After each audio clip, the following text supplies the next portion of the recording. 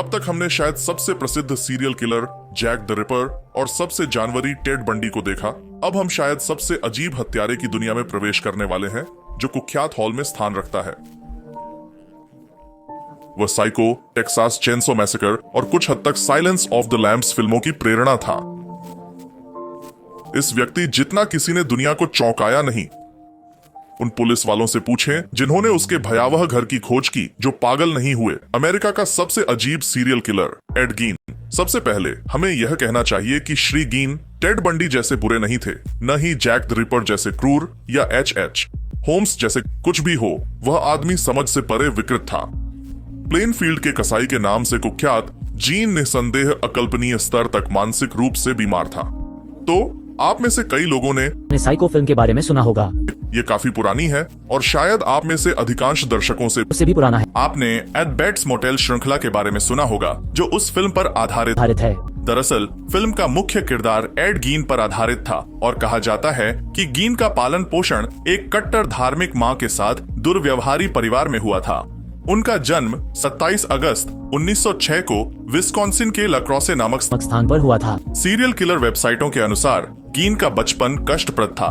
उसे अपनी मां के पाप और वासना संबंधी उन्मत्त उपदेश सुनने पड़ते थे। ये भी कि इनसे उसे अवश्यंभावी नरक मिलेगा। इसमें कहा गया है कि उनका बचपन बहुत ही एकाकी था और उनके बहुत कम दोस्त थे। उसका एक भाई था जिसकी एक दुर्घटना में मृत्यु हो गई थी जब गेन अभी छोटा था। कुछ लोगों ने अनुमान लगाया है कि गेन ने उसकी हत्या की, लेकिन इसका कोई सबूत नहीं है। लोगों का अनुमान है कि शर्मीला और कमजोर भाई होने के कारण गेन ने अपने भाई को मार डाला और इसकी तुलना ओल्ड टेस्टामेंट के रोमांचक उपन्यास कैन और हाबिल से की जा सकती है। लेकिन हम जो जानते हैं उसी पर टिके रहें। एक बायोडेटा में बताया गया है कि स्कूल में वो बहुत कम लोगों से मिलता जुलता था। हालांकि हमें बताया गया कि उसकी टीम के शिक्षकों को याद है कि वो अजीबोगरीब व्यवहार करता था, जैसे कि अचानक हंस देना। बाद में उनका परिवार एक फार्म में रहने चला गया और उनका परिवार और भी अधिक एकाकी हो गया। उसकी माँ भले ही सख्त थी, लेकिन ऐसा कहा जाता है कि गेन उसके प्रति आसक्त था। वो उससे बहुत प्रेम करता था। उसने उससे कहा कि महिलाओं के साथ संबंध रखना पाप है और उसके अलावा अन्य सभी महिलाएं वेश्याएं हैं और उनके साथ डेटिंग करना वास्तव में शैतान के साथ गठबंधन करना है। युवा एड के लिए यह अच्छी शुरुआत नहीं थी, खासकर यदि आपने फ्रॉइड द्वारा दबंग माताओं पर लिखी गई बातें पढ़ी हों। गेन्स के पिता की मृत्यु हो गई और इसलिए केवल वे और उनकी उत्साही माँ ही घर पर रह गए, लेकिन फिर उन्हें दौरा पड़ा और गेन्स को उनकी देखभाल करनी पड़ी।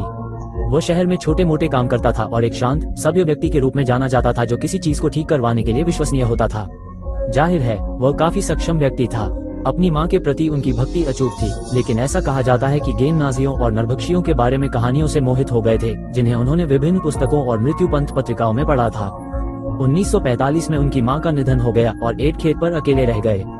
ऐसा कहा जाता है कि जिन कमरों में वह रुकी थी उन्होंने उन्हें उसी स्थिति में रखा और उन्हें बंद कर दिया ताकि वे हमेशा उसी स्थिति में रहें।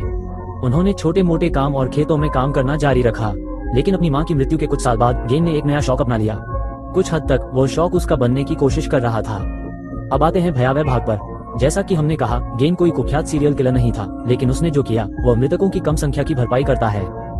1957 में एक स्थानीय हार्डवेयर स्टोर पर काम करने वाली महिला लापता हो गई।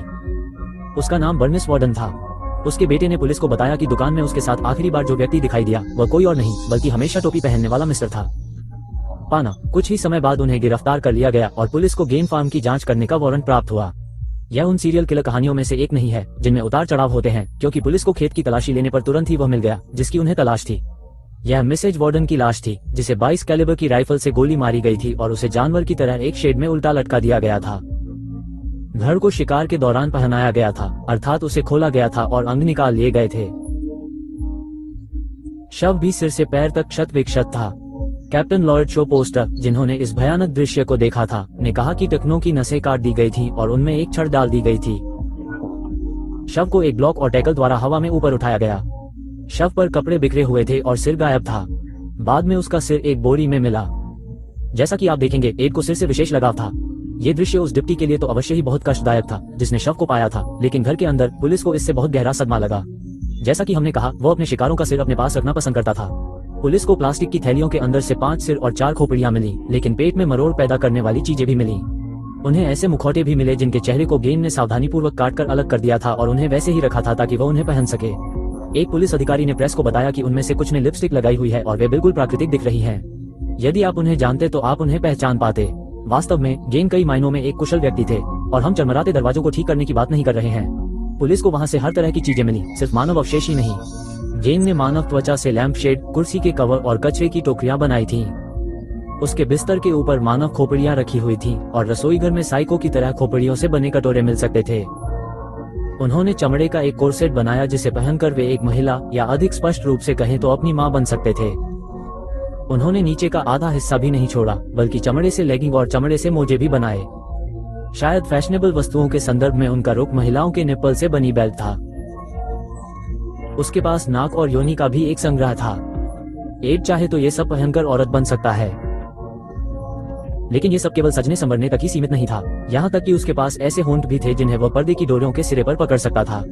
एक वेबसाइट के अनुसार गैंग मृत्यु का मुखौटा और चमड़े के कपड़े पहनता था और फिर अपनी पोशाक पहनकर बगीचे में घूमता और नाचता था। यद्यपि हम इसकी पुष्टि नहीं कर सकते, ये वास्तव में कोई मायने नहीं रखता, क्योंकि गैंग ने स्वीकार किया कि उसे मां बनने के लिए सूट पहनना पसंद था। इसलिए ये सोचना ही काफी भयावह है कि वह चेहरे पर मास्क और चमड़े का सूट पहनकर टीवी देख रहे हैं। अब गेन ने लोगों को नहीं मारा। उसने पुलिस को बताया कि उसने अपने सारे काम स्थानीय कब्रों को लूट कर जुटाए थे। हालांकि उसने कम से कम एक और हत्या की बात स्वीकार की तथा उस पर और भी महिलाओं की हत्या करने का संदेह था। गेन का एक प्रसिद्ध उदाहरण ये था, जब मैं सड़क पर किसी सुंदर लड़की को चलते हुए देखता हूँ तो मेरे मन में दो बातें आती हैं। एक हिस्सा वास्तव में अच्छा और मधुर बनना चाहता है और दूसरा हिस्सा सोचता है कि छड़ी पर उसका सिर कैसा दिखेगा। खैर, कुछ वेबसाइटें और यहाँ तक कि अमेरिकन साइको फिल्म भी इसका श्रेय गेन को देती है, लेकिन अन्य वेबसाइटों ने हमें बताया कि यह एड कैंपर नामक एक अन्य अजीब हत्यारे ने कहा था।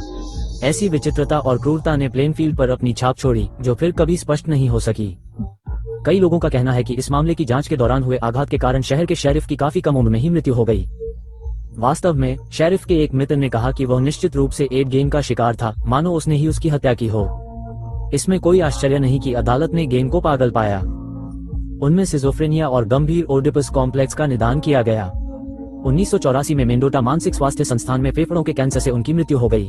ऐसा माना जाता है कि उन्होंने यह बात एक मानसिक संस्थान में बिताए समय के बारे में कही थी। मुझे ये जगह पसंद है, सभी लोग मेरे साथ अच्छा व्यवहार करते हैं, हालांकि उनमें से कुछ थोड़े पागल हैं। उन्हें प्लेनफील्ड में दफनाया गया था। हालांकि ऐसा कहा जाता है कि उनकी कब्र के कुछ हिस्से अब गायब हैं, क्योंकि लोग जब भी वहां आते थे तो अपने साथ कुछ स्मृति चिन्ह घर ले जाना चाहते थे। आज हम आपके सामने ये प्रश्न छोड़ेंगे, क्या हम ये कहने में सही हैं कि ये दुनिया का सबसे अजीब सीरियल किलर है? हमें टिप्पणियों में अपने विचार बताएं।